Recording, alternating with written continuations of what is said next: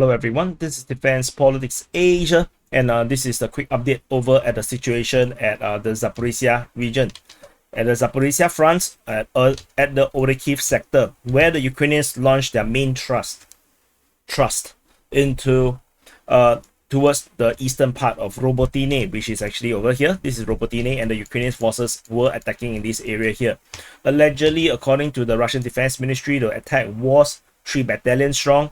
And in the previous SIP-rep or report on this area here, I mentioned about the Ukrainian forces gathering another force north of Robotyne, and I believe that this force will then make another major push for Robotyne again. And this information is now confirmed, because based on the information today, as per 12 noon of either Moscow or Ukrainian time,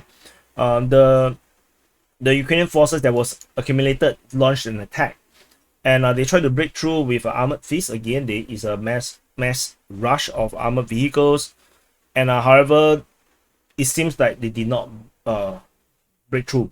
According to information from the pro-Russian sources, they say that visually confirmed destroyed vehicles were 5 armored vehicles, and then preliminary information is that the Ukrainians lost another 15 armored vehicles. This information was then reported by the Russian Defense Ministry. They also mentioned about this major attack. Again, this is another major offensive. This time around, they did not mention that much about how strong, how big was the force. They only mentioned that it is the 47th Mechanized Brigade. And so they say up to 5 tanks were destroyed, including 3 Leopard tanks, 2 AMX 30, the wheeled armored tank, the wheeled tank, and then 17 infantry fighting vehicles and 2 armored combat vehicles. The armored combat vehicles are for those that who do not know what this is. Basically the MRAPs. Basically, what the kind of armored vehicles that the United States or the British or whoever use in Afghanistan and Iraq, which is primarily good to defend against IED or mines, because they have armor in the bottom of the vehicle. And so this attack was reported by the Russian Defense Ministry and pro-Russian sources. There is no detail so far at this moment in terms of how the battle exactly how it turned out. But we do have the information of how the previous one, the one with the 3 battalion, the main thrust, the first thrust went. So I mentioned about the Ukrainian forces attacking in 3 different positions, and so far this area here seems to have the Ukrainian seems to have more or less secured the position. They have infantry guarding these trenches, and we have geolocations by Chris 759, one of the best geolocators that I know on Twitter. He geolocated one of the video, which is actually also geolocated by many people, that the Ukrainian attack actually went all the way to this area here. They were transversing down along this tree line, and there is a major entrenchment around here, which is why there's an icon. This entrenchment is actually very, very big, and the Ukrainian forces were landing troops just around this area here.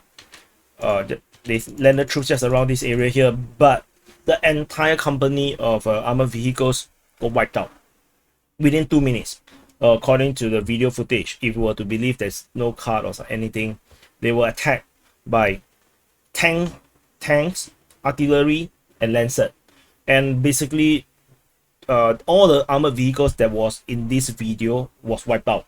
The infantries were basically stranded, and I don't think that they would have continued to storm the fortifications, because they will be just sitting ducks. And I'm also not too sure if there's actually even any Russian soldiers within this fortification. That's an interesting thing to note. So the fact that the front line has arrived to this point suggests that the Ukrainian forces have actually captured this entrenchment. So which is also probably why we actually are reading pro-Russian sources talking about Ukrainians sending infantries to the landing, which is probably referring to this trench line over here to reinforce this line. However, I do not think that they actually have secured this one. which previously the mapping went all the way here because the attack was pretty big. But I think this area here they did not secure. So tentatively, it looks like the Ukrainians have this entire northeastern part and a lot of the eastern part of Robotyne. About the forest region here, I'm not sure what is the situation, because this push by armored vehicles is not the kind of slow push. It's more like a rush. They are storming the trench line, the trench positions around here. So which is why they would have bypassed this entire forest region, which I believe they did. They will just push through. This kind of area you need infantry, and I'm not sure what is the situation like. There's another major entrenchment just east of Robotyne. It's not known that this is taken by the Ukrainians. So far there is still multiple lines of defenses and heavy strongholds around this area here that is currently defending this position. So the on the 27th of July, yesterday's report, which is probably talking about the 26th, on the 26th, there's basically a gap. The Ukrainian forces did not attack, and I think we kind of also covered it, and this is actually reflected by the Russian Defense Ministry's yesterday's summary. And so that's when the Ukrainian forces were actually gathering the forces around this area here. So that's basically corroborated the information that we're getting from the pro-Russian sources.